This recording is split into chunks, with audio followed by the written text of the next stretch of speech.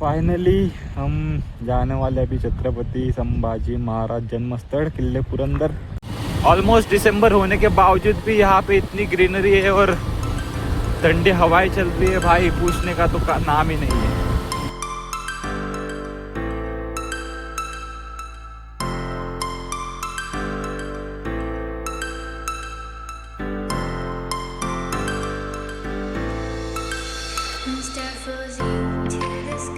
हम सुबह निकले थे 6-7 बजे के आसपास। वहाँ से हमने अभी पूरा सिंहगढ़ एक्सप्लोर करके अभी करंटली आए पुरंदर पे। अभी टाइम हुआ है 4 और हमारे पास पूरे 2 घंटे एक्सप्लोर करने के लिए, क्योंकि हर फोर्ट सुबह 6 बजे खुल के ऑलमोस्ट शाम को 6 बजे क्लोज होता है।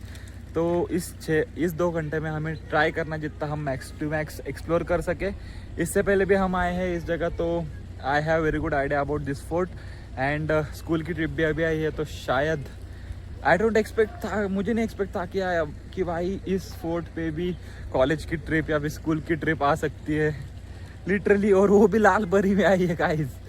सो दिस इज दीपुर। हाँ ये देखो, हाय म्हणतोय Chintu, hi. Who is Sunny? हाँ ये पूरा पुरंदर फोर्ट है। तो जल्दी से बिना टाइम वेस्ट करे निकलते हैं और एक्सप्लोर करते हैं हम आगे की चीज़ें। यहाँ आते वक्त एक मोस्ट इम्पॉर्टेंट चीज़ वो है, आपको नेशनल आइडेंटिटी आधार कार्ड या फिर पैन कार्ड आपके साथ रखना, ठीक है। यहाँ से लेके पूरा यहाँ तक फोर्ट फैला हुआ है। खैर फिलहाल यहाँ शूटिंग लेने के लिए परमिशन तो नहीं, फिर भी हम बेसिक जो चीज़ें ओके नॉर्मल कॉमन चीज़ें उनका व्यू कैप्चर करने का ट्राई करेंगे।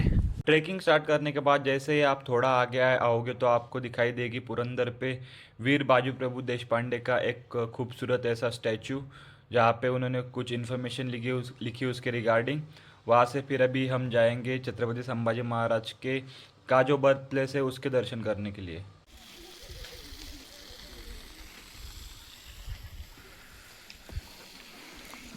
भाई साहब ये किला तो 4 बजे ही बंद हो जाता है। वो तो स्कूल की ट्रिप आई थी इसलिए हमको थोड़ा सा मौका मिल गया अभी घूमने का।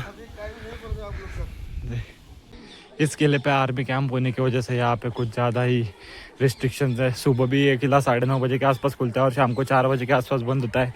सो if you guys are plan accordingly, तो वहाँ पे ऊपर छत्रपति संभाजी महाराज का बर्थ प्लेस है, वो देख के फिर हम निकलेंगे यहाँ से।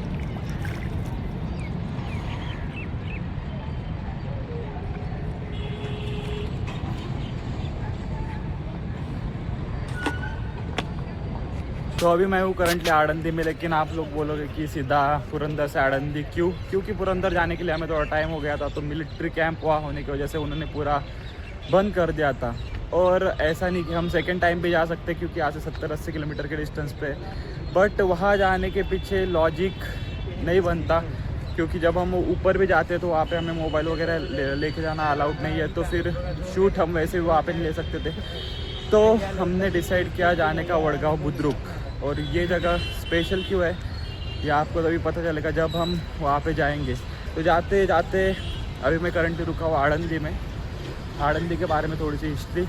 अभी ये मेरे सामने आप देख सकते हो, ये पूरी इंद्रायणी रिवर है, और जो वहाँ पे मंदिर है वहाँ पे बेसिकली जो संत ज्ञानेश्वर महाराज थे उनकी क्या कहते हैं उसे समाधि वहाँ पे रखी हुई है। एंड ये मेरे सामने अभी है विट्ठल का मंदिर और ये इंद्रायणी नदी।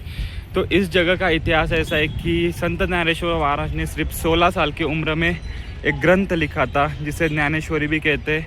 And at the age of 21 उन्होंने समाधि ली थी। तो इस वजह से यहाँ पे बहुत सारे लोग आड़ंदी में आते हैं। एंड इसी के साथ हम निकलेंगे वडगांव बुद्रुक की तरफ। यहाँ से ऑलमोस्ट 10 किलोमीटर के आसपास वडगांव बुद्रुक है, और वहाँ पे मैं आपको आगे की हिस्ट्री बताऊंगा कि क्यों हमने पुरंदर का वीडियो यहाँ पे कंटिन्यू किया है। अभी ऑलमोस्ट 5 बजने को 5 मिनट बाकी है और हम निकलने वाले तोड़ापुर की तरफ अभी आड़ंदी से। यहाँ से ऑलमोस्ट 10 से 15 किलोमीटर के आसपास वडगांव बुद्रुक या फिर तोड़ापुर है। वहाँ जहाँ पे छत्रपति संभाजी महाराज की जो समाधि है वो है। तो बिना टाइम वेस्ट किए हमें जल्द से जल्द निकलना पड़ेगा। पता चल रहा है वहाँ आने के बाद वो भी बंद हो गया।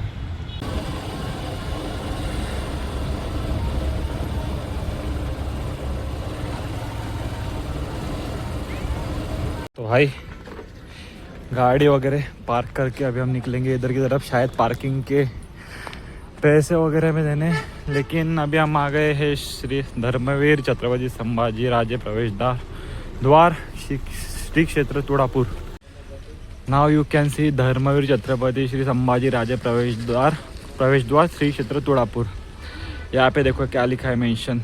जन्म दिनांक 14 मई 1656 किले पुरंदर एंड बलिदान दिवस इस ईयर सोमवार दिनांक 11 मार्च 1689 and that's why this is the continuation video of Purandar.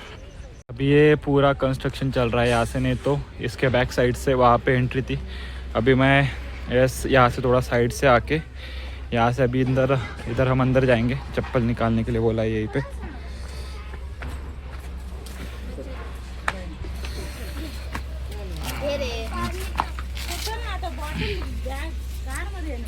यहाँ से कुछ इस तरह से एंट्री है। जब अभी हमने यहाँ से एंट्री की, यहाँ पे समाधि है कवि कलश के जिनका इतिहास थोड़ा आगे चल के मैं आपको बताऊंगा। सबसे पहले हम दर्शन करेंगे यहाँ पे छत्रपति संभाजी महाराजांच्या समाधीचं दर्शन करेंगे। फिर यहाँ पे एक मंदिर भी है श्री संगमेश्वर मंदिर, यहाँ से भी दर्शन करके थोड़ी देर बैठ के मैं आपको इस जगह के बारे में पूरा इतिहास बताऊंगा। तो यहाँ पे है छत्रपति संभाजी महाराज की समाधि। बेसिकली छत्रपति संभाजी महाराज की समाधि दो जगह है यहाँ पे, एक तुड़ापुर में है और एक दूसरी जगह जो कि है वडगांव बुद्रुक। तो यहाँ पे जो है वो मेन समाधि है, ऐसा लोग मानते हैं। कि यहाँ से फिर हमने छत्रपति संभाजी महाराज के दर्शन लेके यहाँ पे एक श्री संगमेश्वर मंदिर है, वहाँ पे हम जाएंगे। यहाँ पे कुछ इस तरह से ये मंदिर है, जहाँ पे लेफ्ट साइड विट्ठल और रुक्माई की दो छोटी छोटी मूर्तियाँ रखी है और राइट साइड हमारे गणपति बप्पा। और यहाँ पे है ये महादेव की पिंड, जाके अंदर जाके दर्शन वगैरह कर लेते हैं।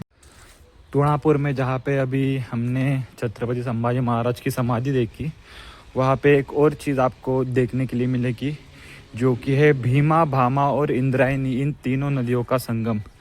तो अभी हम यहाँ से इस गेट से बाहर निकल के उस संगम को देखेंगे। देखो यहाँ पे लिखा है भीमा, भामा एंड इंद्रायणी नदी का पवित्र संगम, which is an historic place. यहाँ पे आप फेरी वगैरह लेके, यहाँ से आप फेरी वगैरह लेके यहाँ पे थोड़ा घूम वगैरह भी सकते हो। वहाँ पे देखो एक फेरी वो घुमा रहे हैं, तो आपको यहाँ पे मतलब थोड़ा फेरी वगैरह को लेके घूमना वगैरह होगा तो घूम सकते हो। और यही है basically, I don't know exactly कहाँ से कौन सी नदी आती है, पर ये 1, 2 और 3, इन तीनों नदियों का संगम इस जगह है।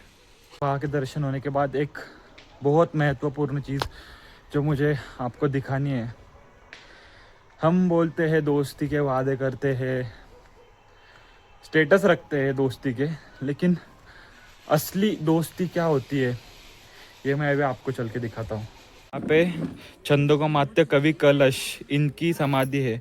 तो जिन्होंने छावा मूवी देखी है उनको पता है कि कवि कलश कौन थे। तो जिस तरह छत्रपति संभाजी महाराज हर युद्ध पे वगैरह जाया करते थे, तब उनके साथ हमेशा एक मित्र की तरह या फिर एक ढाल की तरह जो छंदोगमात्य थे वो हमेशा साथ रहते थे। उन्होंने लिखी हुई एक कविता, जैसे कि मैंने आपको बताया कि छंदोगमात्य ये एक कवि थे जो उन्होंने लिखा था। जैसे ये डायलॉग बेसिकली मूवी का कॉपी किया गया है, लेकिन उन्होंने यहाँ पे प्रिंट करके लिखा है कि हाथी घोड़े तोप तलवारें फौज तो तेरी सारी है, लेकिन जंजीरों में जकड़ा मेरा राजा अब भी सब पे भारी है।